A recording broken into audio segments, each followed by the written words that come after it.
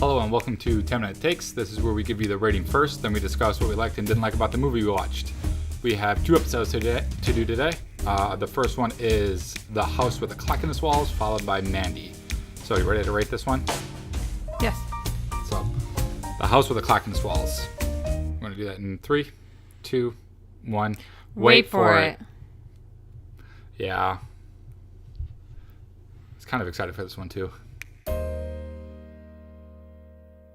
The House with a Clock in its Walls. This film takes place, I think it's in the 1950s, I think it's 1955, and it tells the story of a little boy who's lost his parents, who goes to live with his uncle. His uncle happens to be a warlock that practices magic, obviously, and his uncle's been shunned by his family because his family didn't like practicing magic, so they shunned Jack Black from the family.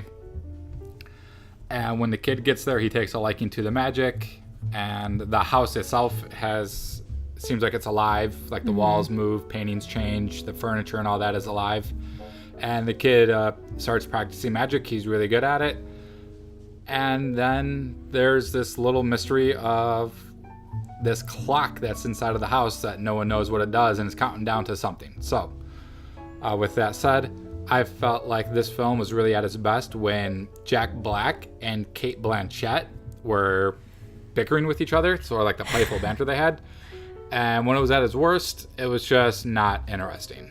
So, with that said, you want to start with some things that we liked about this movie? You kind of said it for me. I really liked the banter between Kate and Jack's character. It was really funny, and it just reminded me kind of us. Yeah. It kind of reminded me of us, which gave it a lot of joy for me. And I would have to say that I did like the creepy moments, but I will say that I think this movie is going to be a great movie for preteens. I think young children would have a very hard time with the moments of scary pop out, the demons that come and play with the movie. And I think that it's really good for preteens. Okay. I don't know if it's going to be good for young children. I actually didn't think it was scary or tense. I think it'd be jumpy. fine. I jumped. I jump at everything. I jump when you sneak up behind me and I know you're there, but... For me, the thing I liked the most about this movie was Cate Blanchett. When she's in a movie, she just makes it better. There's instantaneously, you have Cate Blanchett in your movie, she just makes it better. That's true. She was Hela in Thor. She was great as Hela. She's great here. It seems like anything she does, she just elevates it. When she was on the screen, it felt the most enjoyable. Yeah, she brings a lot of energy to her character. Mm-hmm. One of my favorite lines is when Jack Black, I think, is going to go get cookies for him, and they're playing poker. He's like, "You want anything?" She's like, "Yeah, I'll take some." He's like, "Well, you can go up and get it yourself." She's like, "I hope you choke and die." Choke and die. And it was a really funny moment. I loved it. And there was quite a few moments like that. They were very, when they were doing these bickering, it was kind of dark. Very dark. But it was really well. Yeah. Really well done. They were dark. The banter probably go over like kids' heads. But I feel like right. For adults, it was a lot of stuff that they joked about was on point. Mm-hmm. Jack Black was also really good. Jack Black I feel like he's had like a resurgence in the last couple of years with Goosebumps. Goosebumps was a pleasant surprise for me. I think that's what we kind of talked about that at the end, is we were expecting more of Goosebumps than we weren't really anticipating what the movie really was. So that's kind of what we were expecting. So I think it was kind of a letdown for us because of that. Yeah, it really looked like he did so well on Goosebumps. As far as like the atmosphere of the movie, it really looked like they were going for the Goosebumps vibe from a couple of years ago. But it just didn't have... Goosebumps had like a certain charm and magic to it. I don't know what it is. I really liked Goosebumps. I really enjoyed it. Mm-hmm. But this one was very lacking. It was, to me, the film is essentially, it's not that it was like too boring. It wasn't too exciting. It's just, It's right here. It's just flat. It's just... I agree. Just even the whole way through. And because of that, the only reason that made me, if it wasn't for Cate Blanchett, this would be a passive for me. Cate Blanchett and Jack Black really elevated the film. Mm-hmm. I really don't know if there's anything else I liked. It had funny moments. I didn't mind the story. I just thought the story wasn't really original. I feel like it was something that I've seen before. I was thinking about this a lot, and I was thinking of why I didn't really care for it. And I didn't make a connection with the film, and I also felt that it was very choppy, and it was repetitive. I mean, I don't even know how many times, I think at some point I counted 4 or 5 times that he said, "That's so creepy. So creepy." Everything was creepy. So creepy.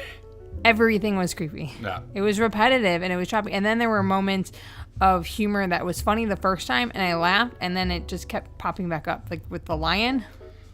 Every single time. Joke. There's a lion like garden bush. It's like a garden bush that's been carved into it's like a griffin or something like that. So this is what I mean by like repetitive. That joke constantly was coming up, and he was constantly saying, "So creepy, so creepy, so creepy." Like everything was creepy, and I was like, I get it. It. I also said that I didn't like the warlock practice. How you become a wizard if you just practice hard enough. Oh yeah, anyone could be a warlock. Like just anybody, and then the poor kid goes to school, and nobody believes that warlocks exist. Don't you think that if they were able to practice it, more people would know about it? Yeah, that makes sense. I didn't care for that practice. I don't know if that has to do with the book. From what I've read, that this movie is a huge departure from the book. It's very different? Yeah. Okay, again, this isn't a book that I've read, but I did not care for that. And one in the beginning, it kind of lost. That's where it really started to lose me, was when it was like, oh, you can just practice and be a warlock, but then nobody in the world knew that warlock existed. Yeah, that is a little weird now that you mention it. There was one other aspect that I did like, and it was the relationship with the kid and not Jack Black, Cate Blanchett's character. There was an emotional core between the two of them because she's someone who lost her family. He also lost his family. There's just a natural connection that those two characters had, and I wish they had spent more time exploring that relationship, exploring that. Yeah, that would have been nice. There's a few good moments between the two of them, and she has not a lot, but she has a few really good moments with Jack Black that pertain to that sort of aspect of their relationship. That's really nice, but those moments are few and far between. And the moments between those moments are just not exciting. It just didn't do anything for me. Yeah, I guess I didn't really think about that, but now that you mentioned that, I did notice that those two characters really molded together because of their past. Mm-hmm. And that is a positive. Like, it had positives, but it just didn't have enough positives for me to say see it. Yeah. The other thing is that there's this book that Jack Black has that is absolutely off limits. It's a book that's inside of a cabinet. You can't open the cabinet. Yeah, but they opened it pretty easy. Yeah, but the thing is that the book, there's a book that's inside of this cabinet, and when you open it, like, you have to practice the spells in the book.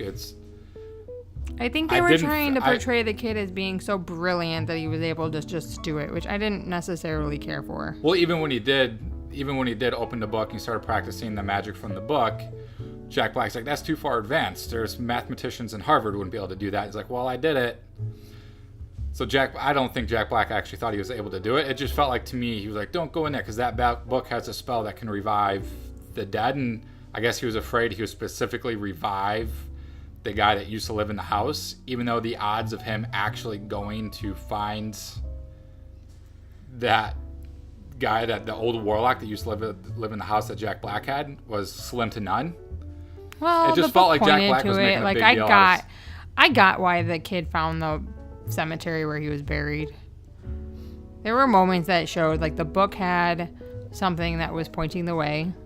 So I get how he got there, but I agree with you. How can this? It is very far-fetched, and I don't understand how the boy was able to do this very high limited power. It almost reminded me of, like, a young Doctor Strange. Like, you just practice and you can be Doctor Strange. You just practice and you can be a warlock.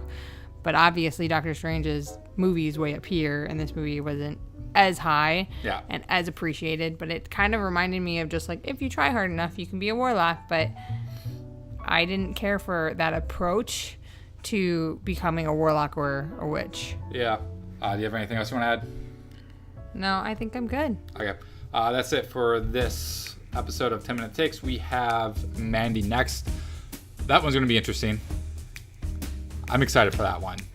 I want to talk about that one. So Like and subscribe if you want to see more. We have more coming. Stay tuned, and thanks for watching.